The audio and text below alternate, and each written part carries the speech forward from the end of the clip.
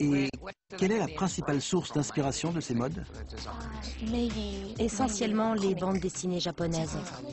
Ah d'accord. C'est un pirate? C'est le plus chouette look de la journée. Merci beaucoup. Très joli. Oh là là, vous êtes des monstres, c'est ça? Pardon? Des monstres! D'où ça sort ça? J'adore!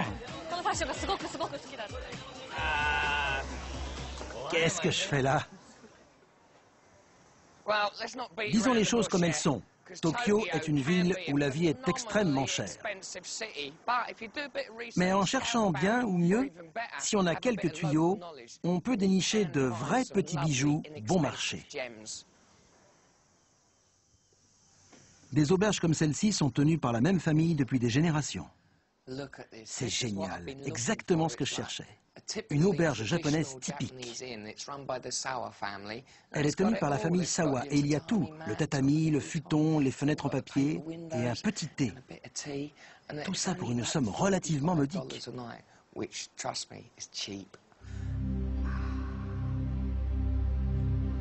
Il n'y a pas de salle de bain dans la chambre, mais la baignoire commune est très spacieuse.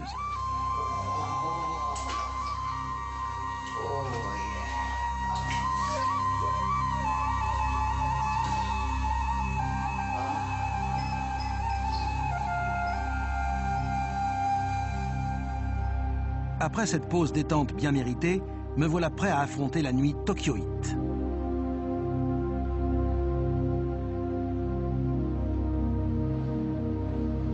Si vous voulez goûter à la vie japonaise sans vous ruiner, c'est sous les voies de la gare de Shinjuku qu'il faut aller.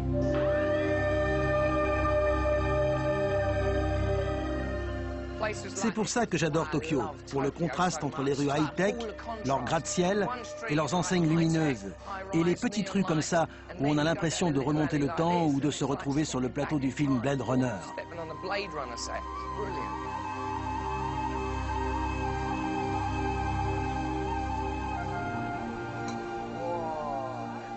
Ouais, je vais prendre ça. Santé. Super. On est à Shinjuku et si vous avez un petit creux, arrêtez-vous dans l'un de ces bars à Yakatori, où ils servent plein de choses sur le pouce. Ces échoppes existent depuis 50 ans, mais malheureusement, les promoteurs commencent à s'y intéresser et elles vont sûrement disparaître.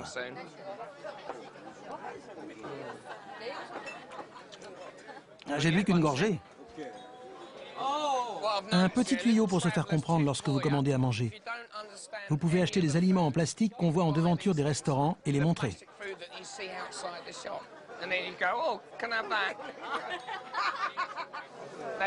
C'est de la cuisine anglaise. C'est bon?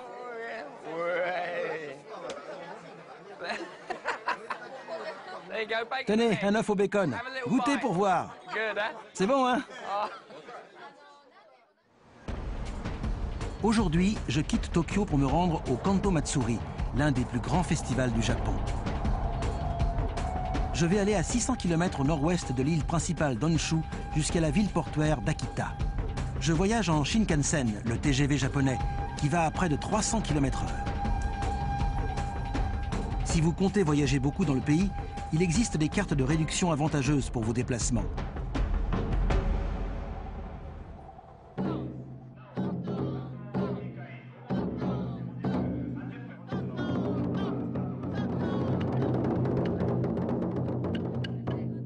Au revoir, Tokyo!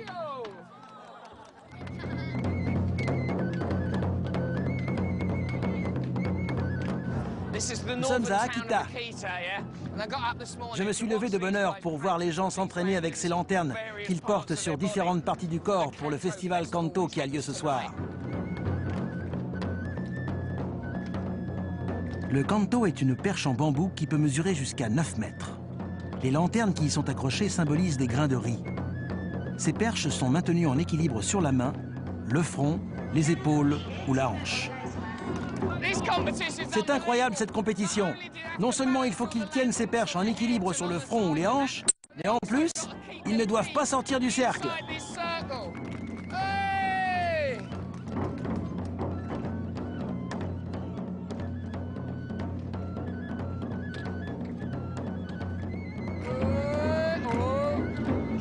Tiens bon!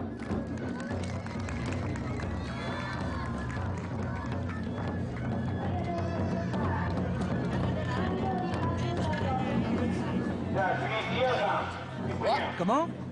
Qui? Monsieur Yann, c'est à moi. C'est le moment que j'attendais. Ça a l'air facile vu de l'extérieur. Je tiens ça? Ici? Je regarde en haut. Regardez ça. Ah, voilà. Il n'y a pas de vent. J'en recommence, avec une main.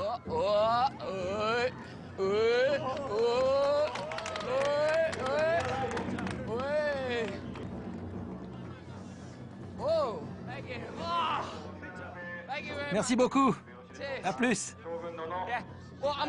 Les gars, on se voit ce soir là-bas. J'en étais sûr. Je suis enrôlé dans leur équipe ce soir. J'ai intérêt à m'échauffer les épaules. Vous auriez un bandeau? À la nuit tombée, les lanternes sont allumées et la parade commence. Il y en a des centaines, c'est incroyable. Et les tambours!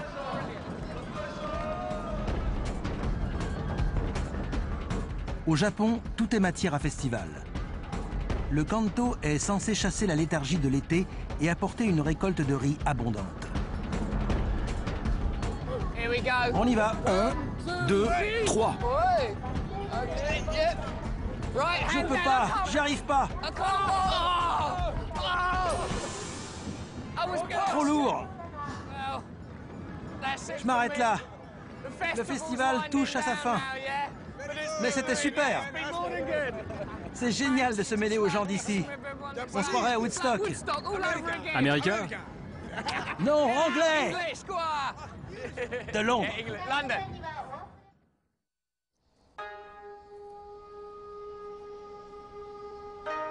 De retour à Tokyo, je vais aller visiter le palais impérial, le temple Yasukuni et le musée de la guerre avant de me familiariser avec l'art des samouraïs. Me revoilà à Tokyo, et derrière moi se trouve l'un des bâtiments les plus chers du monde, le palais impérial. Durant le boom économique des années 80, certains ont estimé que ce lieu valait plus que toute la Californie. Voici la demeure de la famille impériale depuis 1868, année où l'empereur Mutsuhito a quitté Kyoto. Le palais a été bombardé durant la Deuxième Guerre mondiale et les réparations n'ont été achevées qu'en 1968. Juste en face des jardins du palais impérial, on trouve le temple le plus controversé du Japon. Ce torii marque le passage de la terre au paradis pour les combattants tombés à la guerre. Les Japonais pensent que la paix future peut être assurée en priant pour les esprits de ceux qui ont donné leur vie pour défendre leur pays. Et on peut venir leur rendre hommage ici, au temple Yasukuni. Face au temple, on trouve le plus vieux musée de Tokyo, fondé en 1882. Le Yushukan est un musée de la guerre qui évoque le passé militaire du Japon.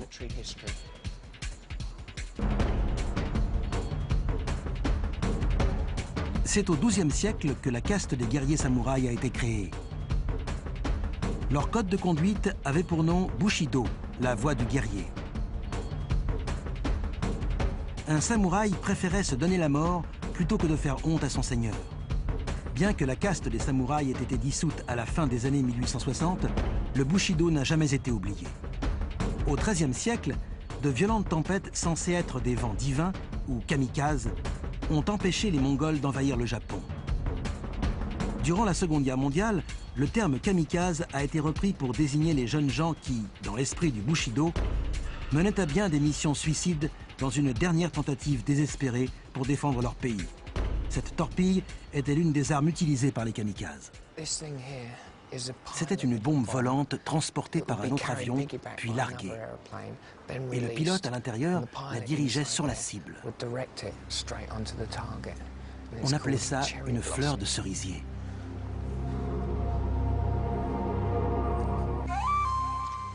Cette locomotive a circulé sur le chemin de fer de la mort entre la Birmanie et la Thaïlande. Mais nulle part dans le musée on ne parle des milliers de prisonniers décédés en le construisant. Aujourd'hui encore, les plaies ne sont pas refermées et pour certains ne le seront jamais.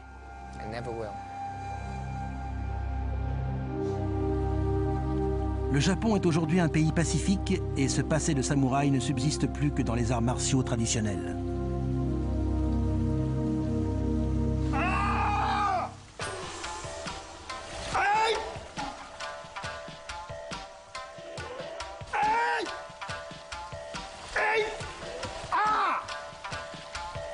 Tabushi Sensei nous fait une démonstration de l'art des samouraïs pour se défendre contre une attaque de tatami roulé. En fait, la structure du tatami ressemble à celle du corps humain. Et Monsieur Sensei est l'un des grands maîtres japonais du sabre. Haché Yamaguchi, son second, va me montrer les mouvements de base. Le petit doigt serré, les autres doigts lâches. Mal maîtrisé. Ça arrive. Trop sûr de moi. Détendez-vous et allez-y. Quelle sensation! Un sentiment de puissance. Ah, c'était bien. Un vrai samouraï. Trop bien, si vous voyez ce que je veux dire. Merci beaucoup, c'était fantastique. Vraiment fantastique. Regardez-moi ça. On voit l'os. Beau tranché.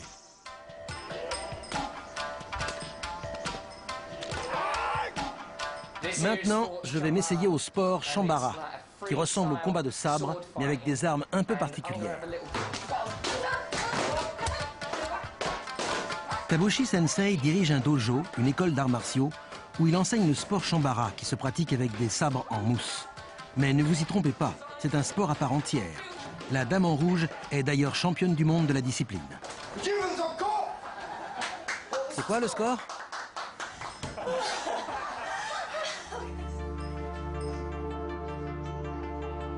Aujourd'hui, je quitte à nouveau Tokyo pour l'un des symboles du Japon, le mont Fuji, un volcan endormi.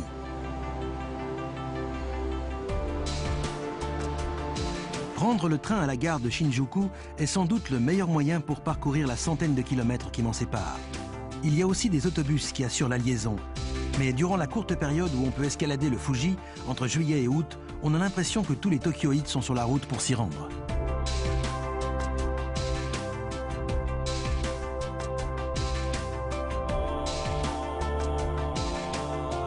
Je vais retrouver Ginger, mon guide, ici au 5e niveau, l'endroit le plus pratique pour entamer l'ascension. On commence par aller saluer les ancêtres au temple shintoïste. L'aura spirituelle du Fujiyama, pour employer son nom entier, est d'autant plus forte qu'il émerge rarement de la brume.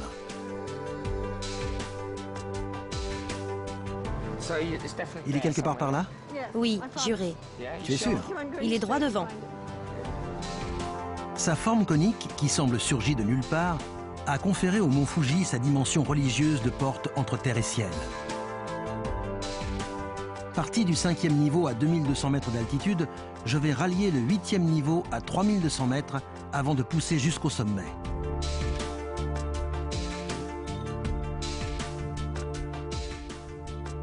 Il peut faire 40 degrés dans la vallée et pas loin de 0 au sommet. Donc, prévoyez des vêtements chauds, imperméables et de bonnes chaussures. Ginger, on est à mi-chemin là, non? Non, pas tout à fait. Ah non. On est entre le 5e et le 6e niveau, à environ 2500 mètres. Là-bas, c'est le 6e niveau. À Hunaguaya, on sera à 2700 mètres. Ah, c'est là-bas qu'on va. On va dormir plus haut, au 8e niveau, à environ 3200 mètres. Tu auras de la chance si tu arrives à dormir à cette altitude. C'est là-bas qu'on va dormir? Oui.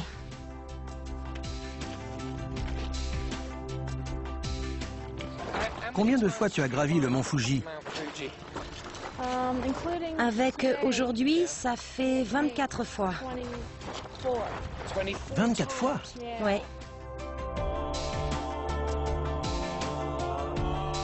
Et tandis que le soleil se couche et que la température chute, nous arrivons à l'un des premiers refuges où on peut faire une courte halte et acheter quelques provisions.